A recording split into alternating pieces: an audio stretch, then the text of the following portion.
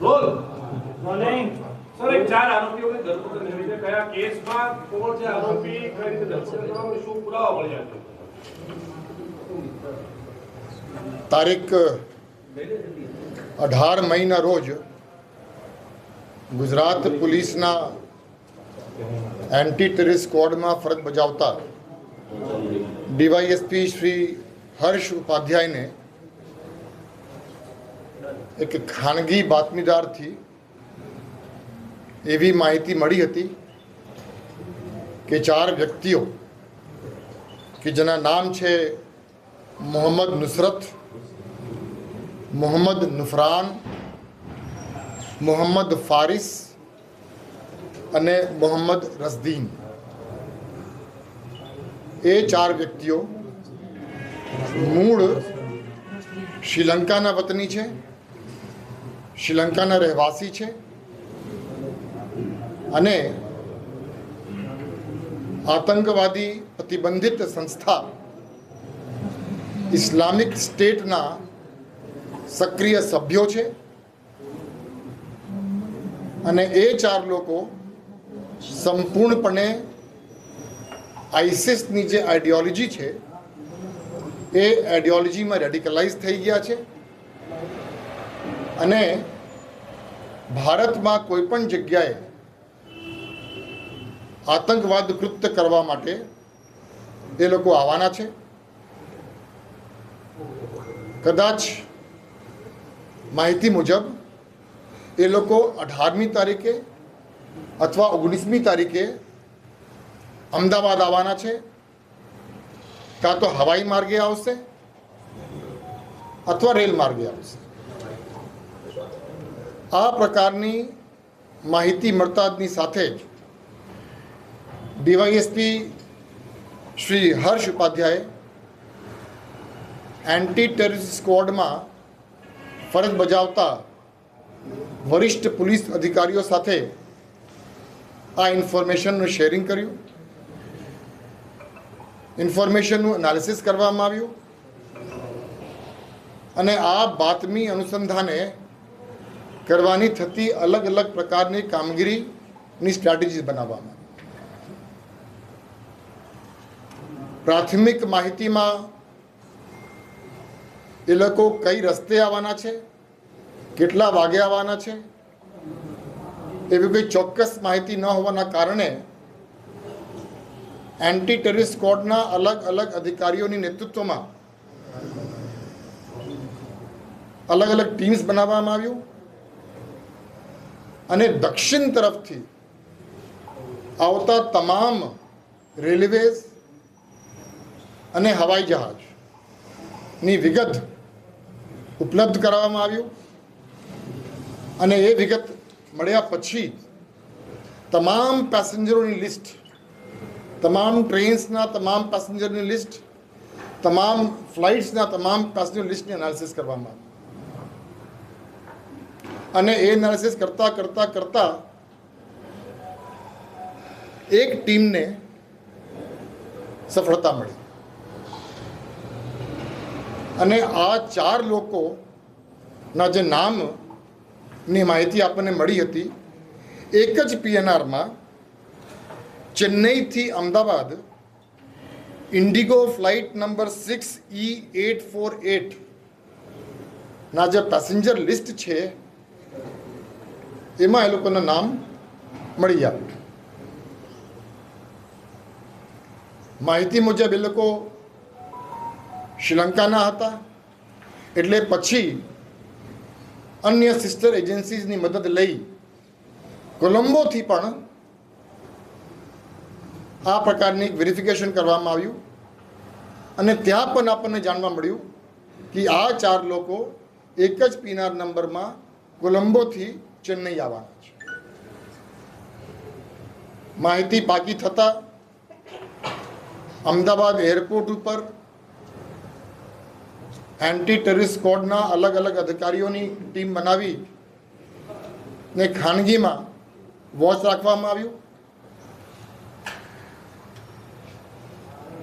આ 4 લોકો 19મી તારીખે સવારે 3 વાગે શ્રીલંકાથી ચેન્નઈ પહોંચ્યા અને ચેન્નઈથી ઇન્ડિગો ફ્લાઇટ 6E848માં રવાના થઈ 19મી તારીખે સાંજે આશરે 8 વાગે અમદાવાદ એરપોર્ટ પહોંચ્યા.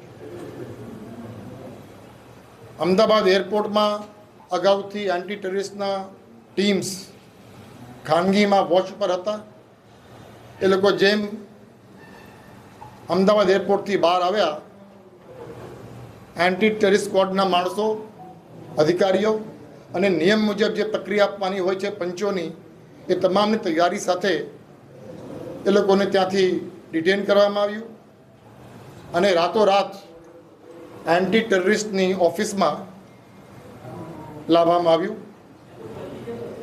એરપોર્ટમાં પ્રાથમિક રીતે જ્યારે ડિટેન કરવામાં આવ્યું ત્યારે ઇંગ્લિશમાં એ કોઈ નામ પૂછતા જે માહિતીના 4 નામો હતા એ જ 4 નામો એ લોકો હોવાના કારણે એ લોકો છે એ પાકું થતાં એન્ટી ટેરરિસ્ટ સ્ક્વોડની ઓફિસમાં લાવવામાં આવ્યું. વધારે પૂછપરછ માટે બહુ આ લોકોને ઇંગ્લિશ બહુ આવડતું નથી, હિન્દી બહુ આવડતું નથી, ગુજરાતી તો નથી જ આવડતું, ફક્ત તમિલ બોલે છે એ લોકો. એટલે તમિલ ભાષાના જાણકાર લોકોને રાતોરાત એન્ટી ટેરરિસ્ટ સ્ક્વોડમાં બોલાવવામાં આવ્યું અને એ લોકો મારફતે એ 4 લોકોની પૂછપરછ કરવામાં આવી. પૂછપરછ દરમિયાન આ 4 લોકો મોહમ્મદ નુસરત સન ઓફ અહમદ ગની, ઉમ્ર વર્ષ 33, મૂળ રહેવાસી Negombo, Sri Lanka. Number 2 Mohammad Faris son of Mohammad Farooq, ઉમ્ર વર્ષ 35, મૂળ રહેવાસી Colombo, Sri Lanka. Number 3 Mohammad Nafran son of Nefar, ઉમ્ર વર્ષ 27, મૂળ રહેવાસી કોલંબો. અને number 4 Mohammad Rashdeen son of Abdul Rahim, ઉમ્ર વર્ષ 43, મૂળ રહેવાસી કોલંબો, શ્રીલંકા. તમિલ ભાષાના જાણકાર ઇન્ટરપ્રિટરના મદદથી આ 4 લોકોની પૂછપરછ ચાલુ કરવામાં આવ્યું. એ પૂછપરછમાં આ લોકોની આઈડેન્ટિટી કન્ફર્મ થઈ અને તેમના પાસેથી 2 મોબાઈલ ફોન, 4 પાસપોર્ટ, શ્રીલંકા તેમજ ભારતની કરન્સી મળી આવી અને એ લોકોની સુટકેસમાં એક આઈસિસની ફ્લેગ પણ મળી આવી. ચંડો. પૂછપરછ દરમિયાન જાણવા મળ્યું કે આ 4 લોકો ફરવરી 2024માં એક વ્યક્તિ નામે અબુ, જે મૂળ શ્રીલંકાના છે પણ અત્યારે પાકિસ્તાનમાં રહે છે અને આઈસિસના લીડર છે, એમની સાથે સંપર્કમાં આવ્યા ફેબ્રુઆરી 2024માં અને ત્યારથી લઈને અત્યાર સુધી એમની સાથે ઓનલાઈન સંપર્કમાં રહ્યા, અલગ અલગ સોશિયલ મીડિયા મારફતે.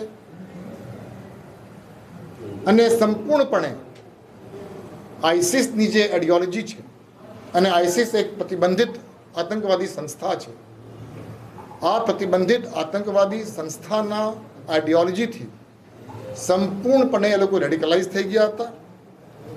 અને રેડિકલાઇઝ થયા પછી આ પાકિસ્તાનના રહેવાસી અબુએ આ 4 લોકોને ભારતમાં કોઈ પણ જગ્યા આતંકવાદનું કૃત્ય કરવા માટે પ્રોત્સાહન આપ્યું.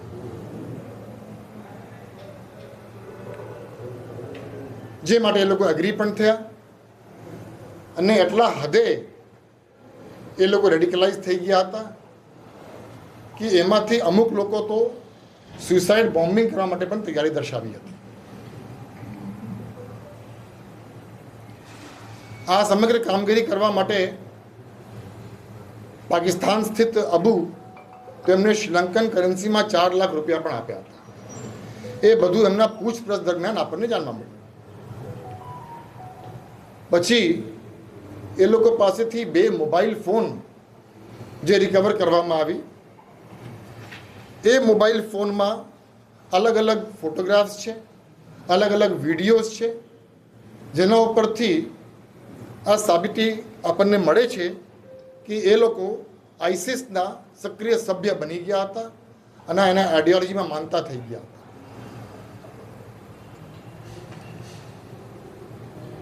પછી વધારે પૂછપરછ કરવામાં આવ્યું અને મોબાઈલની ફરીથી બારીકીથી ચકાસણી કરવામાં આવી. ત્યારે એમના ગેલેરીમાં અમુક ફોટોગ્રાફ્સ મળી આવ્યા અને અમુક લોકેશન્સ મળી આવ્યા. જે લોકેશન અમદાવાદ નજીક નાના ચિલોડા કરીને એક જગ્યા છે, એ જગ્યાનું હતું. જે બાબતે પૂછપરછ કરતા અને ગેલેરીમાં જે આપણને ફોટોઝ મળી એના પરથી સાબિતી મળતા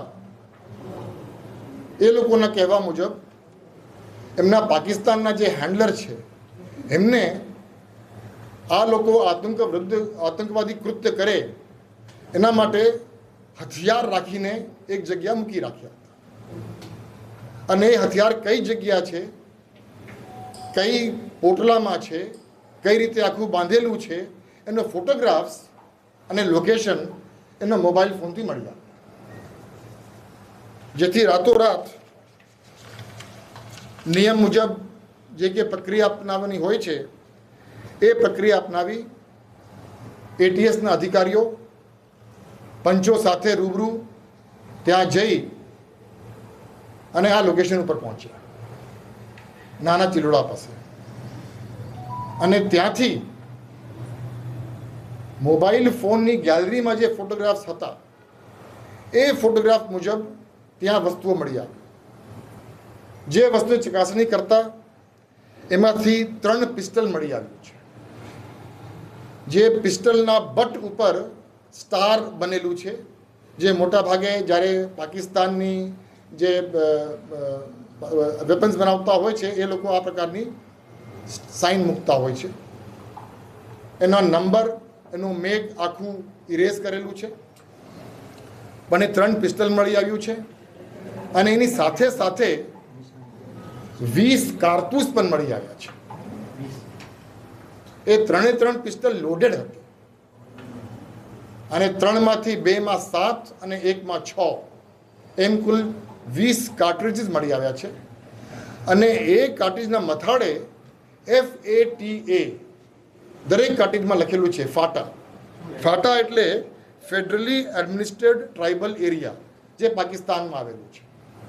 એટલે એ ફાટાનું પણ દરેક કાર્ટ્રિજમાં લખેલું છે, જેનાથી ઉપરથી સંપૂર્ણપણે ફલિત થાય છે કે આ પિસ્ટલ અને આ કાર્ટ્રિજ પાકિસ્તાન મેકનું છે. એની સાથે સાથે ત્યાંથી પણ એક આઈસિસનું ઝંડો, ફ્લેગ પણ મળી આવ્યું છે. જે બાબતે પૂછતા એ લોકોએ કીધું કે અમને કહેવામાં આવ્યું હતું કે તમે કોઈ પણ જગ્યા આતંકવાદી કૃત્ય કરશો તો પછી આ આઈસિસનો ઝંડો ત્યાં મૂકીને જ આવતો. એટલા માટે આ પિસ્ટલ કાર્ટ્રિજ સાથે સાથે એક આઈસિસનું ફ્લેગ પણ, ઝંડો પણ ત્યાં મૂકવામાં આવ્યું હતું, જે પંચો રૂબરૂ નિયમ મુજબ આપણે કબજે કરી છે. અને એ કબજા કર્યા પછી એટીએસ ઓફિસમાં પાછા આવ્યા. ખૂબ જ ગંભીર પ્રકારના ષડયંત્રના પર્દાફાશ થયું, જે આધારે એન્ટી ટેરરિસ્ટ સ્ક્વોડ પોલીસ સ્ટેશનમાં unlawful activities prevention act, Indian penal code અને આર્મ્સ એક્ટના જુદા જુદા કલમો હેઠળ FIR દાખલ કરવામાં આવ્યું છે. અને આ ગુનાની તપાસ ડીવાયએસપી શ્રી વિરજીત પરમાર, જે એટીએસ ફરજ બજાવે છે, શ્રી વિરજીત પરમારને આની તપાસ સોંપવામાં આવ્યું છે. તપાસની કાર્યવાહી ચાલુ છે. અગાઉ મેં કીધું એમ એ લોકોને ફક્ત તમિલ ભાષા આવડે છે, એટલે તમિલ ભાષાના જાણકાર લોકોને મદદ લઈ એ લોકોની પૂછપરછ ચાલુ છે. Anti terrorist સ્ક્વોડના DYSP Shri Harsh ઉપાધ્યાયને 18મી તારીખે મળેલ બાતમીના આધારે એક મોટો ષડયંત્રનો પર્દાફાશ ગુજરાત પોલીસના એન્ટી ટેરરિસ્ટ સ્ક્વોડ તરફથી કરવામાં સફળતા મળી છે. પકડાયેલ આરોપીઓને પૂછપરછ ચાલુ છે. જે પૂછપરછમાં અત્યારે આ લોકોએ જે વાત કરી છે એ સિવાય અન્ય કોઈ બાબત હોય તો એ તપાસમાં નીકળશે અને એ મુજબ કાર્યવાહી કરવામાં આવશે. અત્યાર સુધીમાં આ આતંકવાદી કૃત્ય કઈ જગ્યાએ કરવાના હતા એ લોકો અત્યારે એવું કહે છે કે અબુએ એમને કીધું હતું કે તમે પહેલાં આ જે વેપન્સ છે એ તમે મેળવી લો, પછી તમને કહેવામાં આવશે કે તમે ક્યાં જવાનો છો ને શું કરવાના છો. તેમ છતાં આ બાબતની પણ તપાસ અત્યારે ચાલુ છે. ગુજરાત પોલીસના વડા તરીકે હું anti terrorist સ્ક્વોડના DYSP Shri Harsh Upadhyay અને એના ટીમના તમામ સભ્યોને અને એટીએસના વરિષ્ઠ અધિકારીઓને ખૂબ ખૂબ અભિનંદન આપું છું. અને ખૂબ મોટા ષડયંત્ર પર્દાફાશ થયું છે જેના માટે મને ખૂબ હર્ષ અને ગૌરવ છે. આ પ્રકારનું ષડયંત્રને પર્દાફાશ કરવા માટે ગુજરાત પોલીસ સતત પ્રયત્નશીલ રહી છે. ધન્યવાદ. જગ્યા ઉપર આ વસ્તુ મળી આવી જગ્યા કઈ છે, ત્યાં કોણ હતું, આ લોકો બિનવારસી મૂક્યું હતું કે કોઈ અદાલતી ઘર હતું, શું હતું? બિનવારસી મૂકેલું હતું. કઈ જગ્યા કઈ એક્ઝેક્ટ? નાના ચિલોડામાં છે. નાના ચિલોડાની પાસે પેલો હિંમતનગર રોડ ઉપર જવાના રસ્તા ઉપર સાઈડમાં બિનવારસી હાલતમાં મળી આવી છે. એટલે આ વેપન્સ કોને મૂક્યું, ક્યારે મૂક્યું, એ બધી તપાસની બાબત છે. સર, સ્વાભાવિક છે કે વેપન મૂકનાર જો ફરાર છે તો એની પણ આ કેસમાં સંડોવણી ખુલશે. તેની ચોક્કસ માહિતી ખરી? ચોક્કસ. એ કેવી રીતે જોડાયેલી? એ લોકલ હોવાની શક્યતા કેટલી છે? આપણે મેં તમને અગાઉ કીધું આ પ્રકારની તપાસમાં થોડુંક સમય લાગે એમ છે. એ વાત સાચી છે કે અગાઉ કોઈ વ્યક્તિ અથવા મોર દેન વન પર્સન તે આર્મીના વેપન્સ એનો ફ્લેગ મૂકી ગયા છે. એટલે કોઈ પણ વ્યક્તિ સ્થાનિક અથવા બહારથી આવીને ત્યાં મૂકી ગયા છે એમાં કોઈ બે મત નથી. એ કોણ મૂકી ગયા છે, ક્યારે મૂકી ગયા છે, એ બધી તપાસની બાબત છે. આઈએસઆઈએસની આઈડિયોલોજી ધરાવનાર કોઈ વ્યક્તિ હજી પણ ગુજરાત અથવા દેશમાં સક્રિય છે જે અબુ સાથે કનેક્ટેડ છે એવું માની શકાય? એ અત્યારે નહીં કહી શકાય. તપાસમાં નીકળે છે. સૂચના કેવી રીતે મળતી હતી? આગળની સૂચનાઓ કેવી રીતે મળતી હતી? અબુ પાકિસ્તાનમાં છે, મૂળ શ્રીલંકાના છે અને એ લોકો એક પ્રોટોન મેલ આવે એ પ્રોટોન મેલ સાથે સંપર્કમાં હોય છે અને પ્રોટોન મેલમાં સંપર્ક હોવાની સાબિતી પણ હમણાં આ જે 4 જણા છે એમાંથી 2 મોબાઈલ ફોન જે મળી છે એમાંથી આપણને મળી આવે છે. પ્રોટોન મેલ સાથે એ લોકો સંપર્કમાં હતા. Sir, has the Thank you. Sri Lankan embassy in India been informed about these 4 Sri Lankan nationals? We will be doing it very soon. All the necessary steps we need to take. તપાસ કયા મુદ્દાઓ પર થશે sir? આપણી આગળની તપાસ કયા મુદ્દાઓ પર ને શું તપાસ થશે હવે? એમાં 2 થી 3 ખૂબ મહત્વપૂર્ણ મુદ્દાઓ છે. નંબર 1 કે આ જે વેપન્સ છે, કાર્ટેજીસ છે,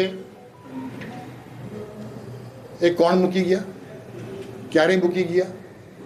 નંબર 2 આ 4 લોકો શ્રીલંકાના છે એટલે શ્રીલંકાથી ચેન્નઈ થઈને અમદાવાદ આવ્યા તો એ લોકોની આખી જે મુસાફરી છે અથવા એ લોકોનું આખું જે ષડયંત્ર છે એમાં અમદાવાદના કે ગુજરાતના કે આપણા દેશના કોઈ પણ અન્ય રાજ્યના કોઈ પણ સપોર્ટ એ લોકોને મળ્યું છે કે કેમ, અથવા શ્રીલંકામાં આ લોકોને સપોર્ટ મળી હોય તો ઇન્ટરનેશનલ લેવલ ઉપર લઈ શકાય કે કેમ, એ મહત્વપૂર્ણ તપાસની બાબતો છે અને એમાં આપણે તપાસ ચોક્કસ કરીશું. ટિકિટ કોણે બુક કરાવી હતી? આ લોકોએ કરાવી હતી? એ અત્યારે તપાસનો વિષય છે. Sir, thank you. છેલ્લા 10 દિવસમાં એક સુરતમાંથી મૌલવી પકડાયો છે, 3 દિવસ પછી અંકલેશ્વરમાંથી એક એન્જિનિયર પકડાયો છે જે પણ આ જ પ્રકારની ગતિવિધિમાં હતા. એ એક અલગ બાબત છે. પહેલા આઈસીસ સાથે પહેલા સુરત કોઈ લેવા દેવા નથી. હિન્દીમાં કહીએ એન્ટી ટેરરિસ્ટ